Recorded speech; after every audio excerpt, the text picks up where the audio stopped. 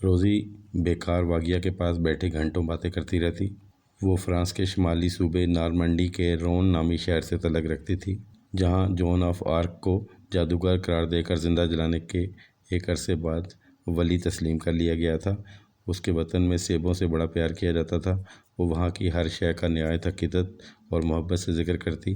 وہ دریائے سین کی پرلطف روانگی کا ذکر اس طرح کرتی جیسے وہ کسی بہشتی دریا کا ذکر کر رہی ہو۔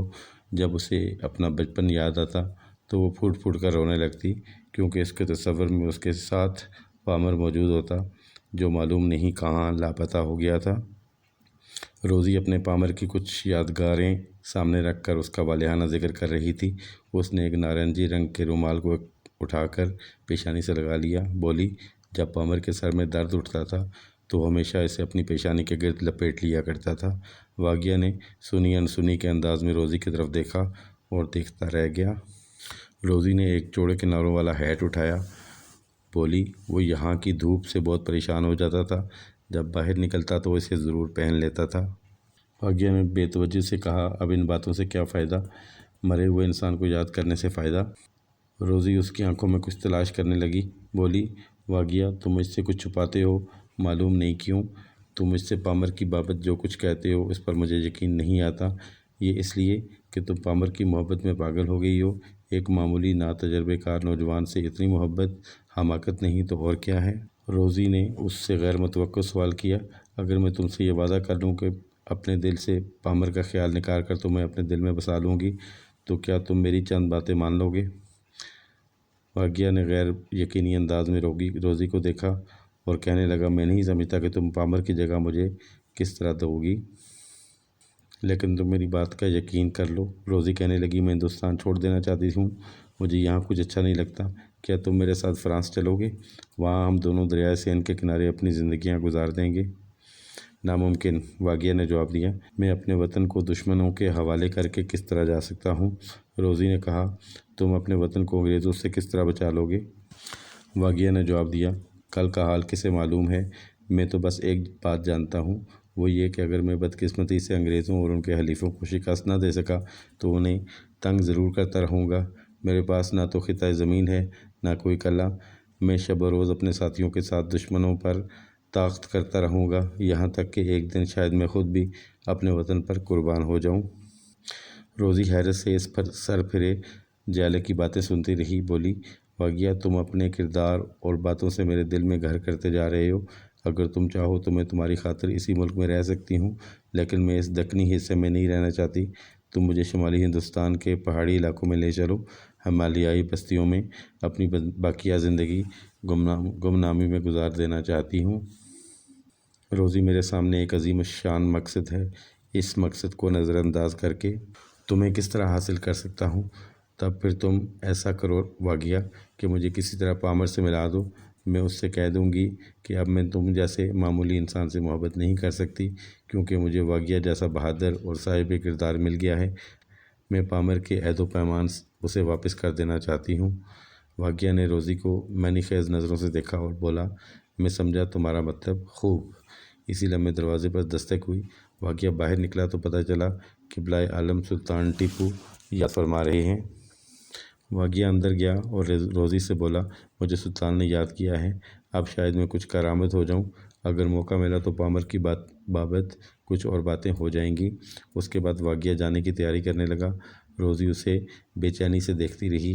جب کہانی رنگ پر آئی تو داستان گو محفظ سے اٹھ گیا۔ واگیا اپنے خیالوں میں کھویا ہوا جب شاہی ڈیڑبڑی پر پہنچا تو اچانک اس پر کئی آدمی ٹوٹ پڑے۔ یہ سب بھاری بھرکم اور تن و نوش کے لوگ تھے۔ انہوں نے واگیا کو قابو کر کے زنجیر سے جکڑ دیا۔ شاہی جرہ ان کے ہمراہ تھا۔ یہ واگیا کو لے کر شاہی ڈیڑبڑی کے ایک بند حصے میں چلے گئے۔ وہاں شاہی جرہ اپنا اسطرہ لے کر بے بس واگیا کی طرف بڑھا۔ واگیا نے حیرت سے پوچھا، کیا تم لوگ مجھے ہلاک کر دینا چاہتے ہو؟ نہیں، شاہی جرہ نے جواب دیا، مجھے وزیر اعظم میر صادق نے یہ حکم دیا ہے کہ میں تمہاری اسلام پسندی کے پیش نظر سنت کر کے مسلمان بنا لوں۔ میرا خیال ہے میرا یہ فعل تمہیں گراں نہیں گزرے گا۔ بے بس واگیا نے آنکھیں بند کر لیں، پوچھا، کیا اس میں سلطان کی مرضی بھی شامل ہے؟ ہاں، شاہی جرہ نے جواب دیا، سلطان نے مجھے حکم دیا ہے کہ میں میر صادق کے حکم کی تعمیل کروں۔ واقعہ نے آہستہ سے کہا، تم سلطان کا حکم پورا کرو۔ اور ذرا دیر بعد واقعہ دھوندھوجی واقعہ کی بجائے شیخ احمد ہو چکا تھا۔ سنت کے بعد ایک عالم دین نے اسے کلمہ پڑھوایا اور اسے اسلام کی بنیادی تعلیمات سے آگاہ کیا۔ واقعہ نے عالم دین سے کہا، حضرت آپ سلطان سے اس غلام کا سلام عرض کر دیں اور کہیں کہ مجھے اپنا اسلامی نام شیخ احمد پسند تو ہے، لیکن میں چاہتا ہوں مجھے ملک جہان خان کا خطاب بھی سرفراز کیا جائے۔ تھوڑی دیر بعد سلطان نے اسے اس کا پسندیدہ خطاب بھی عطا فرما دیا۔ چند دنوں بعد جب ملک جہاں خان کی حالت سنبھلی تو سلطان کی طرف سے ایک عالم دین پابندی سے حاضر ہونے لگا اور ملک جہاں خان کو اسلامی تعلیمات سے آگاہ کرنے لگا۔ روزی کو بھی اس واقعے کا علم ہو گیا۔ وہ کام گئی اور اس نے ملک جہاں خان سے پوچھا، واقعہ جی، کیا تم اب بھی سلطان کے وفادار ہو؟ ملک جہاں خان نے کہا، براہ کرم تم مجھے اب واقعہ جی نہ کہو، اب میں مسلمان ہو چکا ہوں اور میرا اسلامی نام ملک جہان خان ہے۔ روزی نے پوچھا، کیا تم مسلمان ہو جانے پر خوش ہو؟ بالکل خوش ہوں، میں ہمیشہ سے اسلام کو پسند کرتا ہوں۔ میرے ساتھ جو کچھ ہوا ہے اس میں سلطان سے زیادہ میر صادق کا عناد کار فرما ہے اور میں اسے کسی طرح بھی کامیاب نہ ہونے دوں گا۔ وہ بالکل اچھا ہو گیا اور اسلامی تعلیمات سے بھی بہرور ہو گیا تو سلطان کو اس پر بڑا رحم آیا۔ اس نے میر صادق کو حکم دیا، میر صاحب، ملک جہان خان ہر طرح یہ ثابت کر چکا ہے کہ وہ ہمارا وفادار ہے، اب ہمیں اسے کسی قلعے کی سرداری سونپ دینی چاہیے۔ تم اسے کل ہی کسی قلعے پر روانہ کر دو۔ میر صادق نے دونوں ہاتھ اپنے کانوں پر رکھ دیے، بولا، قبلہ عالم، اگر آپ اسے کوئی ذمہ داری دے رہے ہیں تو بشوق دیں، لیکن اگر اس غلام کی رائے معلوم کریں گے تو اللہ پاک کی قسم یہ ناچیز یہی کہے گا، اس جیسے راہزن کو کوئی ذمہ داری کا منصب عطا فرمانا نہایت غلطی ہوگی۔ وہ ایک ڈاکو ہے جو اپنے چند اوباشوں کے ساتھ حیدرآباد، پونا اور خود حضور والا کے فدائیوں پر چھاپے مار کر زندگی بسر کرتا رہا ہے۔ ایسے داغی اور ناقابل اعتبار شخص کو مطلق العنان بنا دینا مصالح ملکی کے خلاف ہے، کیونکہ اس کا اندیشہ ہے کہ آگے چل کر وہ ایسا فتنہ برپا کرے گا کہ اس کا تدارک دشوار ہو جائے گا۔ میر صادق کی باتیں اثر کر گئیں اور سلطان نے ملک جہان خان کو کوئی منصب نہ دیا۔ ملک جہاں خان جب بالکل مایوس ہو گیا تو اس نے ایک دن سلطان سے درخواست کی کہ اسے سلطان کے بڑے بیٹے فتح حیدر سلطان کی ملازمت میں چلے جانے دیا جائے، پھر جب سلطان کو ضرورت ہوگی ملک جہاں خان آ جائے گا۔ سلطان نے اس کو اس بات کی اجازت دے دی۔ ملک جہاں خان نے روزی سے کہا، روزی، میں سرنگا پٹم کے باہر شہزادے فتح حیدر کی ملازمت میں جا رہا ہوں، ظاہر ہے تم میرے ساتھ نہیں چل سکو گی، بولو کہاں جانا پسند کرو گی؟ میں تمہارے ساتھ چلوں گی، روزی نے جواب دیا۔ شہزادے کی فوج میں بھی فرانسیسی موجود ہیں، ان دنوں میرے چچا بھی وہیں گئے ہوئے ہیں۔ روزی ملک جہاں کے ساتھ سرنگا پٹم کے باہر کری گٹا کے پہاڑی علاقے میں چلی گئی۔ سلطان نے فرانس کے لیے جو سفارت ماریشس بھیجی تھی وہ واپس آ چکی تھی۔ اس سے 2 ہفتے پہلے ویلزلی نے سلطان کو لکھا تھا، آپ یہ خبر سن کر خوشی محسوس کریں گے کہ یورپ میں انگلستان نے فرانس کو شکست دے دی ہے۔ سلطان کو خوب معلوم تھا کہ یہ خبریں اسے جلانے کے لیے بھیجی جا رہی ہیں۔ سلطان کو 18 نومبر 1798 کو ایک خط اور موصول ہوا۔ لارڈ ویلزلی نے لکھا تھا، یہ ناممکن ہے آپ یہ سمجھ رہے ہوں، مجھے اس خبر کی اطلاع نہیں ہے کہ آپ کمپنی کے دشمن فرانس سے کسی قسم کی خط و کتابت کر رہے ہیں۔ معاملے کی تحقیق کے لیے میجر ڈوٹن کو بھیجا جا رہا ہے اور اسے یہ ہدایت کر دی گئی ہے کہ وہ کمپنی کے تحفظ کے لیے سلطان سے جو علاقہ بھی چاہے طلب کر لے۔ سلطان ویلزلی کے مقصد سے آگاہ ہو گیا اور اس نے جنگ کی تیاری شروع کر دی۔ سلطان فوج لے کر سدا سیر پہنچا اور انگریزی فوجوں سے نبض آزما ہو گیا۔ وہیں اس نے یہ تشویشناک خبر سنی کہ انگریزی افواج سرنگا پٹم کی طرف بڑھ رہی ہیں۔ سلطان اپنی افواج کے ساتھ سرنگا پٹم آ گیا۔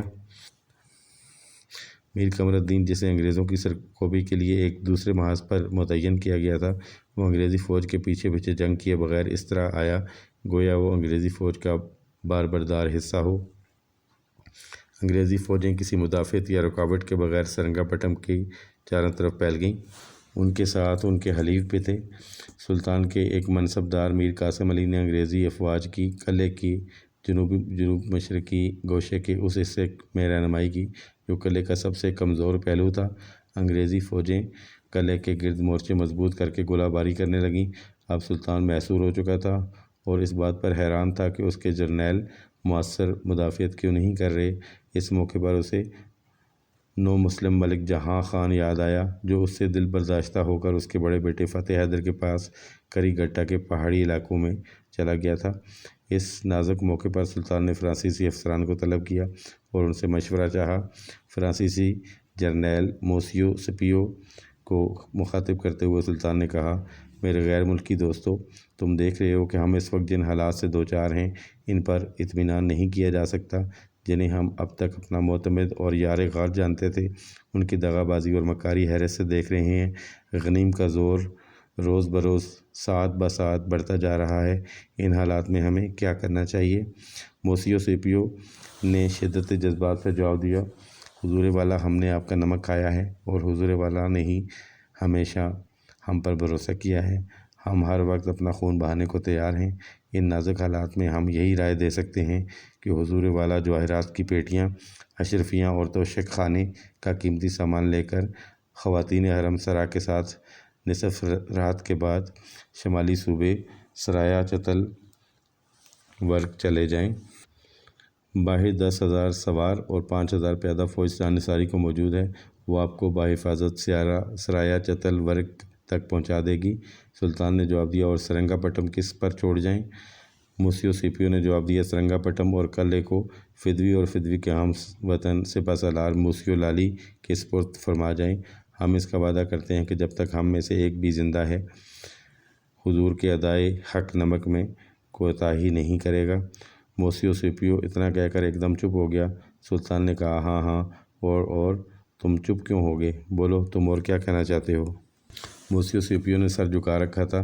سلطان سے نظریں ملائے بغیر بولا، اگر حضور والا کو فدوی کی اس تجویز سے اختلاف ہو تو انگریزوں کو دوست بنا لینے کی ایک اور تجویز بھی فدوی کے پاس موجود ہے۔ سلطان نے کہا، بیان کرو۔ موسیو سیپیو نے عرض کیا، انگریزوں کو ہم فرانسیسیوں کے ساتھ کینہ و پرخاش زیادہ ہے۔ حضور والا، ہم فرانسیسیوں کو انگریزوں کے حوالے فرما دیں۔ ہمیں یقین ہے کہ ہماری گرفتاری کے بعد انگریز مصالحت پر آمادہ ہو جائیں گے۔ سلطان موسیو سیپیو کی باتوں سے بہت متاثر ہوا۔ نہایت دکھ سے کہنے لگا، دوستو، تم غریب الوطن ہماری طلبی پر یہاں آئے ہو اور ہمیشہ ہمارے وفادار اور رفیق رہے ہو، پھر یہ کس طرح ممکن ہے کہ تم جیسا شریف، بہادر، نمک حلال اور ذو وفادار دوست دشمنوں کے حوالے کر دیا جائے؟ اگر ہماری پوری سلطنت تلف و تاراج ہو جائے تو بھی ہمیں افسوس نہ ہوگا، لیکن یہ ناممکن ہے کہ ہم تمہیں انگریزوں کے حوالے کر دیں۔ سلطان نے اندر جا کر جواہرات، خزانہ اور توشک خانے کا قیمتی سامان یکجا کیا اور ان کے لیے ہاتھیوں اور اونٹوں کا انتظام بھی کر لیا گیا۔ مستورات کے لیے تیز رفتار بیلوں اور گاڑیوں کا بھی انتظام ہو گیا۔ اس کے بعد سلطان نے پورنیا اور میر صادق سے فرانسیسیوں کی تجویز کا ذکر کیا اور ان سے مشورہ طلب کیا کہ ان حالات میں سلطان کو کیا کرنا چاہیے۔ میر صادق نے ہاتھ جوڑ کر عرض کیا، اللہ پاک کی قسم حضور والا، ہم نمک خوار جب تک زندہ ہیں حضور والا کے پسینے پر اپنا خون بہا دیں گے۔ رہا قوم فرانس کی تجویز کا مسئلہ، تو قرآن پاک کی قسم، اس قوم نے کس سے وفا کی ہے جو آپ کے ساتھ کرے گی؟ یہ غلام پہلے ہی عرض کر چکا ہے کہ فرانسیسی اور انگریز الگ الگ نہیں ہیں، دونوں ایک ہیں۔ ایک سگے زر ہے تو دوسرا برادر شغال۔ سلطان نے پورنیا کی طرف دیکھا۔ اس نے عرض کیا، حضور والا کو یہ یقین رکھنا چاہیے کہ جیسے ہی حضرت سرنگا پٹم کا قلعہ فرانسیسیوں کے حوالے کریں گے، یہ اسے انگریزوں کے حوالے کر دیں گے۔ سلطان نے کہا، تب پھر تم لوگ انگریزوں سے صلح کی بات کرو۔ پورنیا نے جواب دیا، ہاں، یہ آسان اور ممکن ہے۔ میر صادق نے کہا، وہ صلح کی بات ہو یا نہ ہو، لیکن حضور والا کو یہ یقین کر لینا چاہیے کہ انگریز قوم حضرت سے جنگ میں نہیں جیت سکتی۔ ہاں، عیاری اور مکاری میں البتہ اسے حضور پر تفوق حاصل ہے۔ سلطان کا ایک وفد صلح کی درخواست لے کر انگریز جرنیل ہارس کے پاس گیا اور اسے پہلے سے ہی یہ خفیہ ہدایت مل چکی تھی کہ سرنگا پٹم کے فتح ہونے تک صلح کی گفت و شنید نہ کی جائے۔ جنرل ہارس سلطان کے مزاج سے واقف تھا۔ اس نے سلطان کے وفد کے سامنے صلح کے لیے ایسی شرائط رکھ دیں جنہیں سلطان کسی قیمت پر بھی نہ مان سکتا تھا۔ جنرل ہارس نے کہا، سلطان تمام فرانسیسیوں کو برطرف کر کے تمام ساحلی علاقے ہمارے حوالے کر دے اور غیر مشروط اطاعت کا اقرار کرے تو صلح کی جا سکتی ہے۔ اگر یہ تینوں شرائط 24 گھنٹوں کے اندر مان لی گئیں تو صلح ہو سکتی ہے، ورنہ نہیں۔ جنرل ہارس کی شرائط صلح جب سلطان کے سامنے بیان کی گئیں تو اس نے حقارت سے انہیں مسترد کر دیا۔ تو فرینڈز، اس کے ساتھ ہی یہ قسط اپنے اختتام کو پہنچی۔ آگے آنے والی قسطوں کو دیکھنے کے لیے اس چینل کو سبسکرائب کر لیں۔ اپنے ویلیوبل کمنٹس ضرور دیجیے گا کہ آپ کو یہ ناول کیسا لگ رہا ہے۔ اب اجازت دیجیے گا، حاضر ہوتے ہیں نئی ویڈیو کے ساتھ۔ اللہ حافظ۔